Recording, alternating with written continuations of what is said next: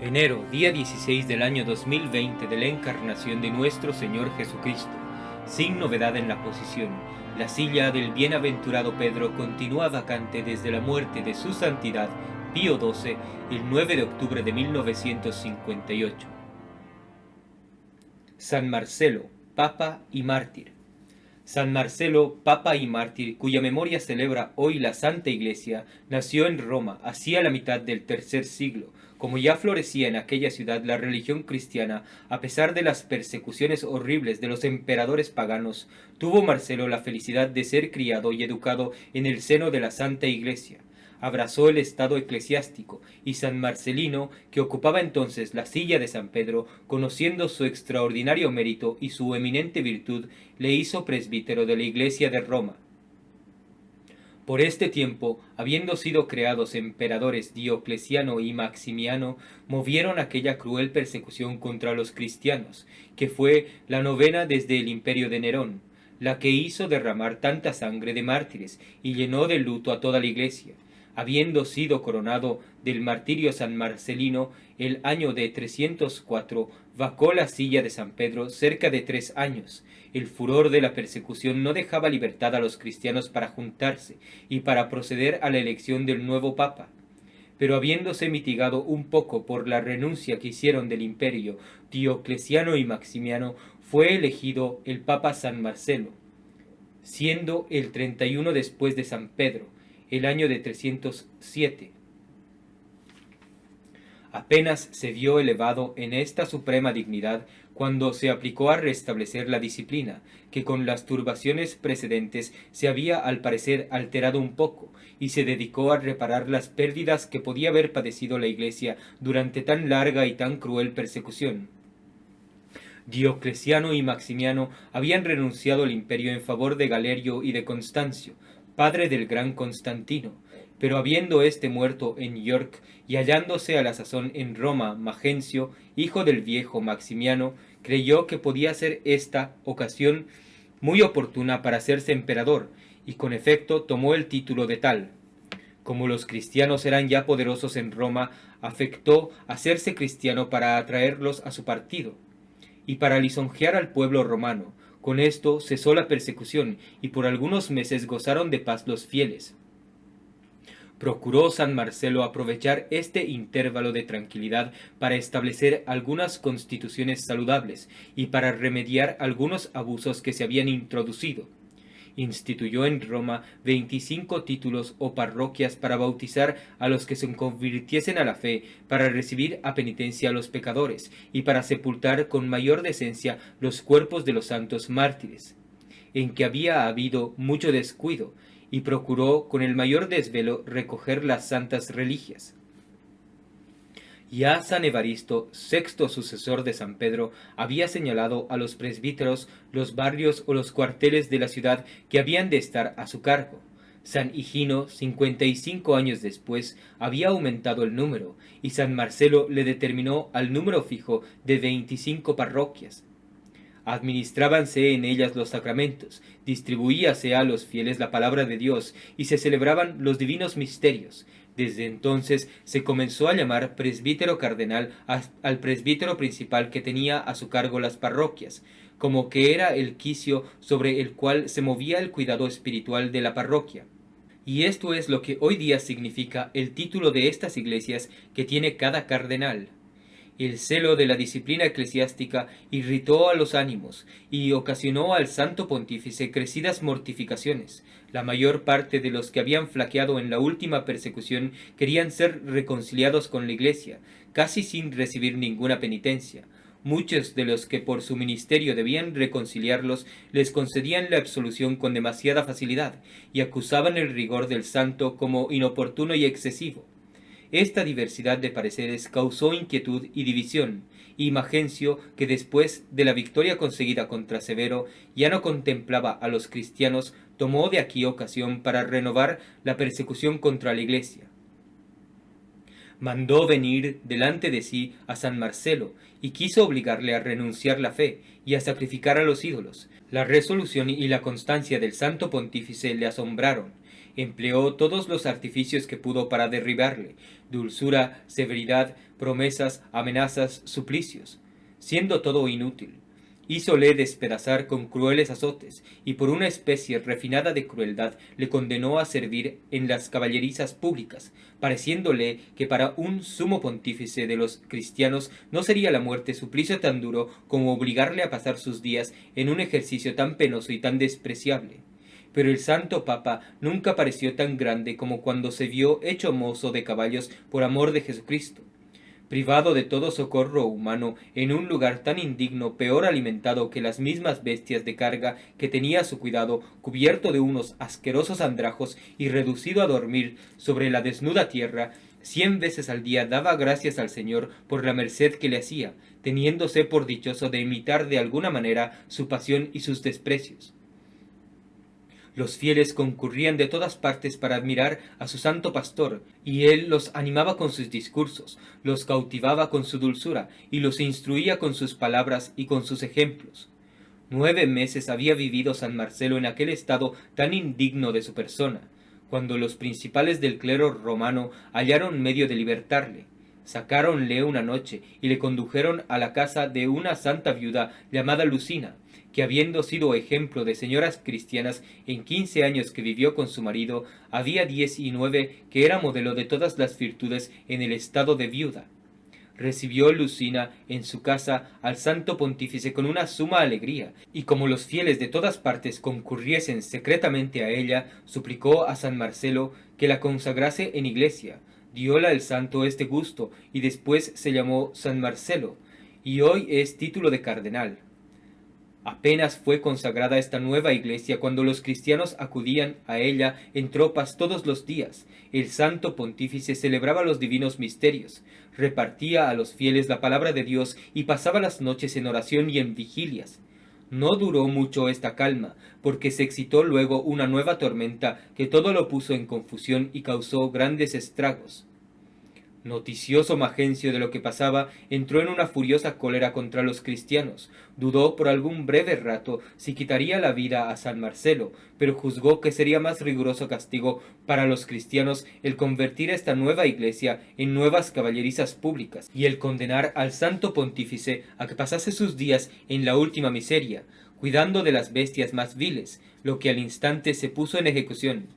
La honra de padecer por amor de Jesucristo colmaba a San Marcelo de alegría, pero el dolor de ver profanado aquel sagrado lugar le servía de intolerable suplicio. Mas era menester sufrir este tormento, y todo su consuelo era regar con sus fervorosas lágrimas un lugar que quisiera poder purificar con la efusión de su sangre. Aunque el santo pastor estaba tan maltratado, no por eso olvidaba sus ovejas. Tiénese por cierto que en este mismo tiempo y en medio de los trabajos escribió 2 epístolas, una dirigida a los obispos de la provincia de Antioquía, exhortándolos a conservar con cuidado y con fidelidad el depósito de la fe que habían recibido de San Pedro y de los otros apóstoles, no sufriendo jamás que alguna doctrina extraña se mezclase ni se entremetiese en alterar su pureza. La otra epístola se dirigía al tirano Magencio, a quien representa el daño que hace a su alma en perseguir la religión cristiana, que había dado muestras de abrazar, y le exhortaba a abrir los ojos a la verdad, renunciando al culto de los ídolos.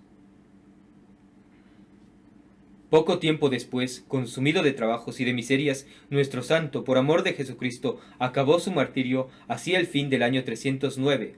Hallóse su cuerpo cubierto de un cilicio, y retirándole de aquel lugar inmundo, fue enterrado en el cementerio de Princilla, donde se conservó hasta el tiempo de San Martín, papa, en el que parte de sus reliquias fueron trasladadas a Flandes y colocadas en el monasterio de Aumont, cerca de Maubeuge, otra parte en Cluny, y las restantes se conservan el día de hoy en Roma, en la iglesia de San Marcelo. Martirologio romano.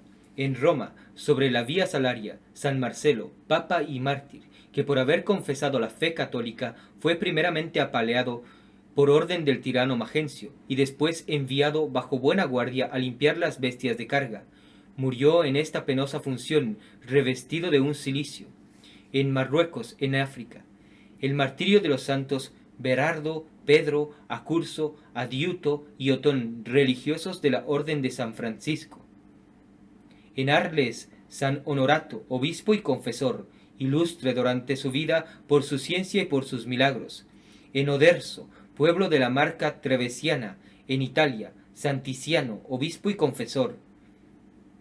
En Rino Colura, hoy Faramida, en Egipto, San Melas, obispo, que murió en paz bajo el emperador Valente, después de haber sufrido el destierro y otras penas por la fe católica.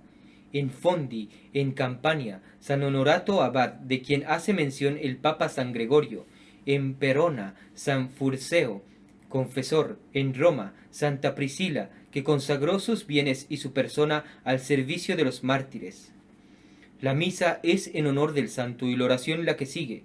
Suplicamos te, Señor, que os dignéis de oír misericordiosamente las oraciones de vuestro pueblo, para que seamos ayudados por los merecimientos del bienaventurado pontífice Marcelo, vuestro mártir, de cuya pasión nos alegramos, por nuestro Señor Jesucristo.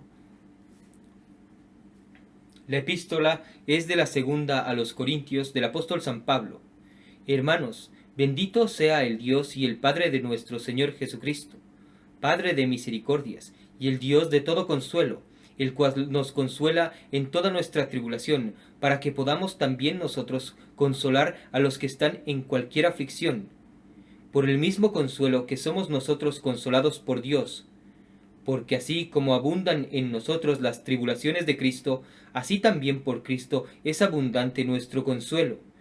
Pero ya seamos atribulados es para vuestra exhortación y salud, ya seamos consolados es para vuestro consuelo, o ya seamos exhortados es para vuestra instrucción y salud, la cual obra en la tolerancia de las mismas aflicciones que padecemos también nosotros, para que sea firme la confianza que tenemos de vosotros, sabiendo que así como habéis sido participantes de las aflicciones, lo seréis también de la consolación en Jesucristo nuestro Señor. Nota: hallábase en Macedonia San Pablo cuando Tito vino a buscarle y le refirió lo buen que habían recibido los corintios la carta que les había escrito y el grande fruto que había hecho con ella, asegurándole que se había recogido mucha limosna para los cristianos de Judea. Esto le obligó a escribirles esta segunda carta, en la cual, después de perdonar al incestuoso, como ellos se lo habían suplicado, los exhorta a que se guarden de los falsos apóstoles, que procuraban desacreditarle en el espíritu de la gente sencilla y simple, con el fin de destruir la fe de Jesucristo, que él les había predicado. Escribióse esta segunda carta el año 57 de Jesucristo. Reflexiones.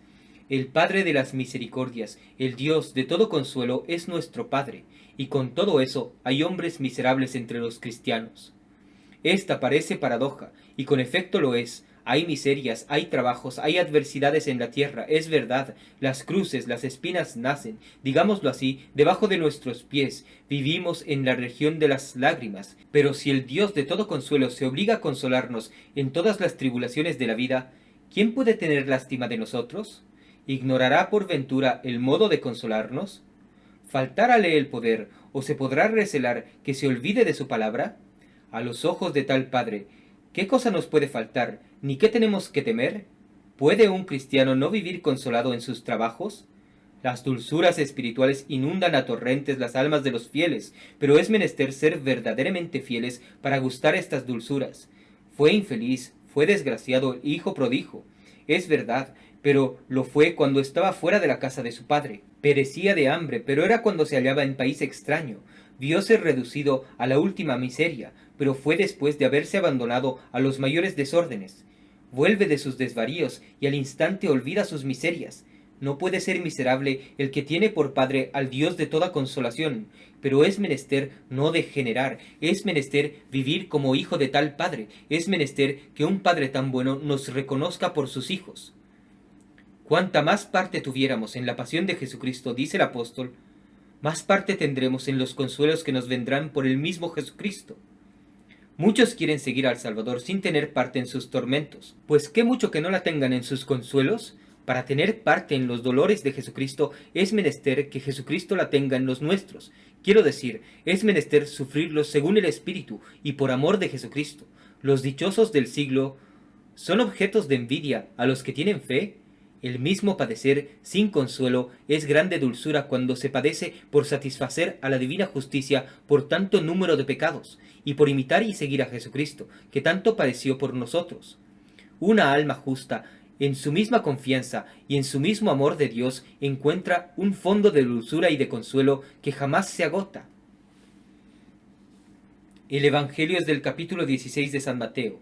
En aquel tiempo dijo Jesús a sus discípulos: Si alguno quiere venir en pos de mí, niéguese a sí mismo, y lleve su cruz, y sígame. Porque el que quisiere salvar su vida, la perderá, pero el que perdiere su vida por mí, la hallará. Porque, ¿qué aprovecha al hombre ganar todo el mundo si pierde su alma? ¿O qué dará el hombre en cambio por su alma? Porque el Hijo del Hombre ha de venir en la gloria de su Padre con sus ángeles, y entonces dará a cada uno según sus obras. Meditación de la importancia de la salvación eterna. Punto primero. Considera si tienes algún otro negocio de mayor importancia, si le tienes de tanta consecuencia, o si puedes tener jamás negocio que interese tanto como el de tu salvación. No se trata ahora de perder o ganar un pleito en que se atraviese toda tu hacienda. Tampoco se trata de ser o no feliz por toda la vida. A la verdad, este sería un punto de grande interés para ti, pero no sería de una consecuencia infinita. Ser en todo desgraciado, padecer trabajos hasta la muerte, en realidad no sería poca desdicha, pero al cabo podría tener algún remedio. Mas ahora se trata de una felicidad o de una infelicidad eterna. Trátase de poseer a Dios eternamente en la dichosa estancia de los bienaventurados, o de ser precipitado en los infiernos, condenado sin remedio a las llamas eternas. De esto se trata cuando se habla del gran negocio de la salvación. Pregunto, ¿es de alguna consecuencia y merece nuestra aplicación este importante negocio? Al fin el hombre muere. ¿Y de qué le servirá en la hora de la muerte haber sido rico, poderoso, feliz, según la idea de los hombres del mundo? El hombre muere, y con la muerte todo se pierde, todo se deja. La vida más feliz y más larga en aquella hora parece un sueño. El hombre muere, y en la muerte, nobleza, dignidades, honores, todo desaparece, todos son títulos vanos. ¿Y qué comenzaré yo a hacer después de la muerte? Si soy santo, esta sola cualidad me indemniza con ventajas de la pérdida de todos los demás bienes. Pero si me condeno, si el infierno va a ser desde aquel punto mi eterna habitación, ¿quién me consolará en la desgracia de mi triste suerte? ¿Quién me indemnizará de tan grande pérdida? De una pérdida que es obra de mis manos, una pérdida sin remedio y sin consuelo. Y después de esto se piensa en el negocio de la salvación tan a sangre fría, y se deja pasar un día entero sin pensar en este negocio, y quizá haremos nosotros mismos estas reflexiones sin ser por eso más cuerdos. Oh Dios, y cómo lloro yo mi error y mi ceguedad. La mayor parte de mis días se han pasado, y acaso no he dado principio a trabajar en este negocio. ¿Pero qué mereceré si dilato un solo día el trabajar en él? Punto segundo. Considera de qué servirá en el estado presente a los condenados haber tenido grandes rentas, haber disfrutado grandes títulos y haber poseído estados muy opulentos. ¿Qué equivalente puede tener el haberse perdido para siempre? Yo he perdido el cielo, yo he perdido a Dios, luego todo se ha perdido para mí, y se ha perdido todo sin remedio. ¿Y cuánto ganaron tantos millones de mártires que perdieron la vida por amor de Jesucristo? Un suplicio de algunos momentos, a lo más de algunos días, y aun cuando se hubieran pasado muchos años en los mayores tormentos, las aflicciones del tiempo presente no tienen proporción con la gloria futura. Puede nunca parecer muy costosa, puede compararse muy cara la felicidad que consiste en la posesión del mismo Dios. Señor, y qué prudentes fueron aquellos santos, aquellas personas penitentes y mortificadas que lo sacrificaron todo para asegurar su salvación. Grande a lo del mundo, hombre dichoso, a lo del siglo, ¿tus máximas y tu conducta tocante al negocio de tu salvación te acreditan de prudente? Papa era San Marcelo, y después de haber padecido un penoso destierro y muchos tormentos por la fe de Jesucristo, fue condenado a pasar los días de su vida en un establo hediondo. ¿Pero ha soñado alguno en tener lástima de su suerte? Encuentra la gloria del martirio en aquella asquerosa prisión. Que el perder la vida por Dios es hallarla con ventajas. Qué poca atención merece su más sólido, su más verdadero interés a aquellas almas delicadas y mundanas que pasan su vida en los deleites. El rico avariento es sepultado en el infierno, el mendigo, el leproso, Lázaro, pasa desde el hospital a la gloria. Que uno sea pobre, desconocido, despreciado, si se salvó, hizo su fortuna, la salvación lo suple todo, y sin la salvación, la más alta fortuna es nada. Divino Salvador mío, mucho te he costado yo para que me dejes perder. Confieso, con un vivo dolor, que lo tengo bien merecido, y que mi pérdida será acaso inevitable si desde este mismo punto no trabajo en el negocio de mi salvación mejor que lo que he trabajado hasta aquí. Pero esto es hecho, Señor, tomado está mi partido. Desde este momento será mi salvación el objeto de todos mis cuidados, de todos mis deseos, de toda mi aplicación. Este es mi único negocio. No quiero aplicarme a otro de hoy en adelante, porque hablando propiamente, tampoco tengo otro negocio que más me importe. Y así, este solo ha de llevar todos mis desvelos. Jaculatorias. ¿De qué me aprovechará ganar todo el mundo si yo me pierdo? ¿Qué equivalente puede haber que valga la salvación de mi alma? Propósitos. 1. Renueva cada día al levantarte de la cama esta jaculatoria, y cuando vas a emplearte en lo que corresponde a tu ministerio, cuando comienzas alguna acción, cuando das principio a alguna obra, repite muchas veces: ¿de qué me servirá todo esto si no trabajo para mi salvación? Este es un ejercicio utilísimo y muy conveniente a todo género de personas. 2. Imponte una ley inviolable de practicar cada mes un día de retiro. No es más que un solo día, ¿y quién podría racionalmente negarse a dedicar un día cada mes al importante negocio de la salvación? Cuando él solo está pidiendo de justicia que se dedique a él toda la vida, hállase tanto lugar para los negocios temporales, para las diversiones, para los amigos, y solo ha de faltar tiempo para trabajar en la salvación del alma. Casi toda la vida se pasa en ajustar cuentas, en examinar libros, en adelantar caudales, en percibir intereses, pues será mucho emplear un día cada mes en repasar las cuentas que debemos dar a Dios, en examinar el estado de nuestra conciencia, el uso de los talentos que hemos recibido, y en discurrir arbitrios para reparar las pérdidas espirituales que se han hecho. Puédese decir, sin temeridad, que de este importante ejercicio pende la perseverancia y la salvación de muchos.